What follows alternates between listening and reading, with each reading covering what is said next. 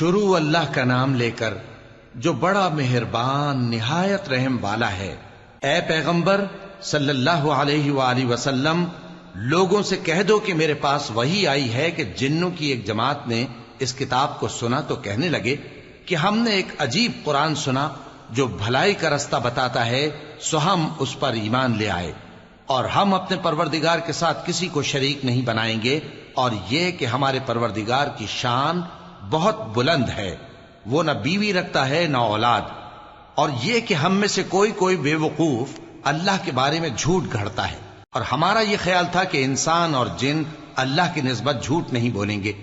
اور یہ کہ بعض بنی آدم بعض جنات کی پناہ لیا کرتے تھے تو اس سے ان کی سرکشی اور بڑھ گئی تھی،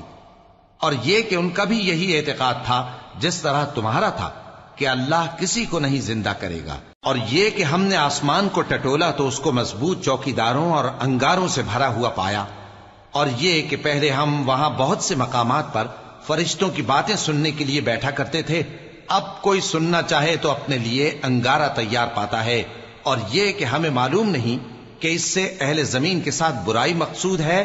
یا ان کے پروردگار نے ان کی بھلائی کا ارادہ فرمایا ہے، اور یہ کہ ہم میں بعض نیک ہیں اور بعض دوسری طرح کے، ہمارے کئی طرح کے مذہب ہیں، اور یہ کہ ہم نے سمجھ لیا ہے کہ ہم زمین میں خواہ کہیں ہوں اللہ کو ہرا نہیں سکتے اور نہ بھاگ کر اس کو تھکا سکتے ہیں، اور جب ہم نے ہدایت کی کتاب سنی اس پر ایمان لے آئے، سو جو شخص اپنے پروردگار پر ایمان لاتا ہے تو اس کو نہ نقصان کا خوف ہے نہ کسی طرح کے ظلم کا،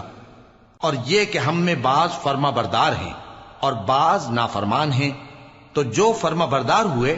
وہ سیدھے رستے پر چلے، اور جو نافرمان ہوئے وہ دوزخ کا ایندھن بنے۔ اور اے پیغمبر صلی اللہ علیہ وآلہ وسلم، یہ بھی ان سے کہہ دو کہ اگر یہ لوگ سیدھے رستے پر رہتے تو ہم ان کے پینے کو بہت سا پانی دیتے تاکہ اس سے ان کی آزمائش کریں،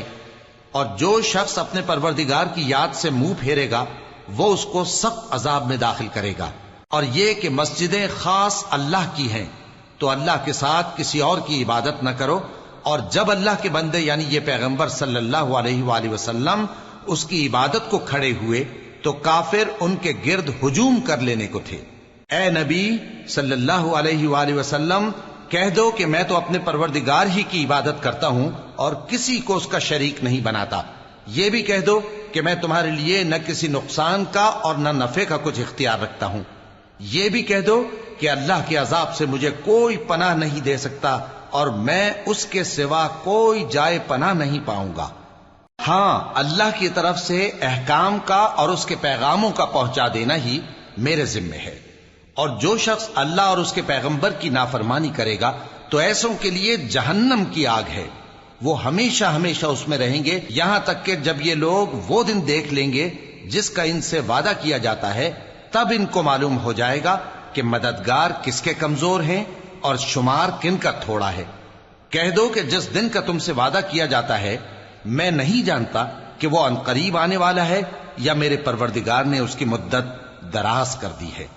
وہی غیب کا جاننے والا ہے، سو کسی پر اپنے غیب کو ظاہر نہیں کرتا، ہاں جس پیغمبر کو پسند فرمائے اور اس کو غیب کی باتیں بتا دے